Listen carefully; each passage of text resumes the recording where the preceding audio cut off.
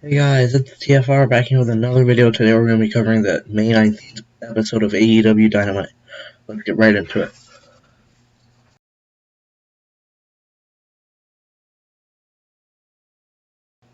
So first we had Christian Cage versus Matt Sydal. They were grappling, then Christian hit him with a slap. Sydal hit a hurricanrana and went for a springboard, but Christian hit the ropes to make him fall. Christian hit a top rope uppercut. Christian then hit the double knees from the top for two. Sort of like Sasha Banks does, I'm pretty sure. Then Sydal hit a clothesline. Sydal reversed the spear into a sunset flip, and then the crossface wasn't enough. He then avoided a crossbody, but missed his moonsault, and then he got speared for two. Christian won afterwards, and Taz had Starks come down and told Team Taz to come out. They attacked from behind, and then Hangman came out and got outnumbered. It was a pretty good match. It was roughly, I would say, 4 out of 5.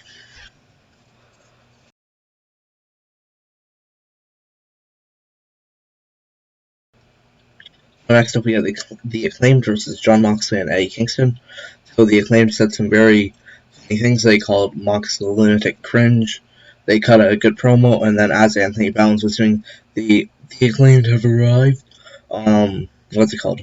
Mox attacked, and then Mox and Kingston were attacking, and then Caster finally got some offense in. Bounds and Kingston went back and forth.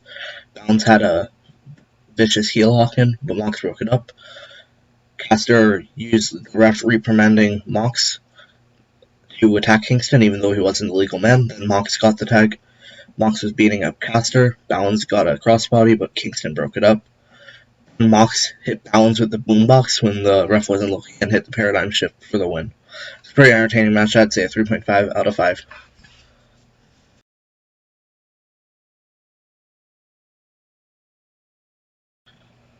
Then we had Ethan Page and Scorpio Sky speaking, MJF speaking, and then Reba and Shida. So Ethan Page and Scorpio Sky were in the ring. They said Sting was too old to be here, and Ethan said he would ruin Darby's career. The lights went out and Sting was there from behind. Darby attacked, and Sting put Sky in the deathlock, while Ethan Page managed to get him out of the ring, and they ran away.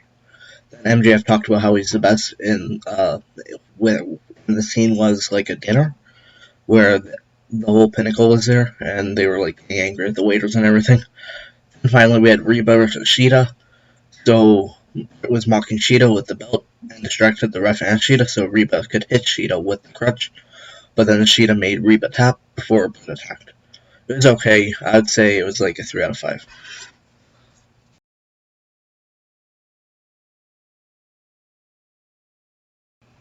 So then once again we had 3 segments in a row. So Omega tried to get Orange Cassidy to drop out the triple threat match under the guise of his safety, and they had a contract where he wouldn't face Kenny at Double or Nothing, and Cassidy just slowly ripped it up into like sloth style. Then the Inner Circle talked, and Jericho said MJF would regret it, accepted the challenge for a Stadium Stampede 2, and basically said, if we lose to you guys, we shouldn't be a tag team. We shouldn't be a stable. So there's that. And then we had Serenity versus Red Velvet for the NWA Women's World Title. So Serena Deeb hit a fisherman suplex for 2. Red Velvet started attacking Deeb. Then Deeb started being vicious. Velvet hit a crossbody and was getting fired up. She hit a double foot stomp when Deeb was on the ropes, like hanging on the middle rope. She hit a moonsault off the apron to the outside. Velvet reversed a sunset flip that was attempted by Deeb into a roll-up, but Deeb got her knees up for Red Velvet's moonsault and put in the Serenity lock for the win. I'm pretty sure that's what it was called. So she retained the NWA Women's World Championship. It was a pretty good match. I liked it, so I'd say it was a 4 out of 5.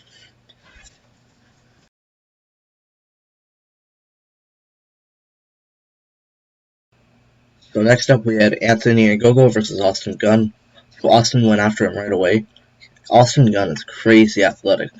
Then Ogogo hit the gut punch, which is usually a match ender. Then he hit another because Austin got up.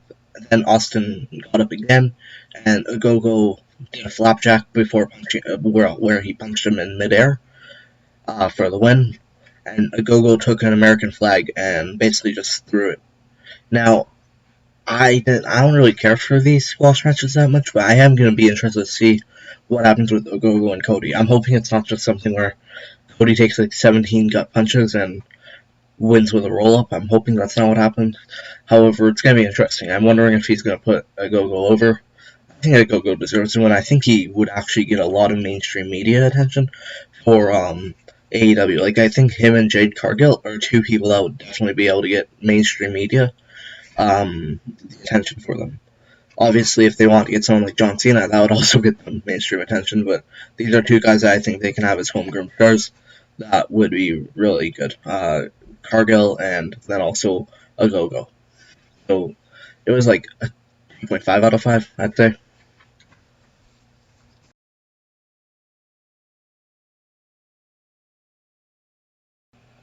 So then after that, we had the Young Bucks versus Varsity Blondes.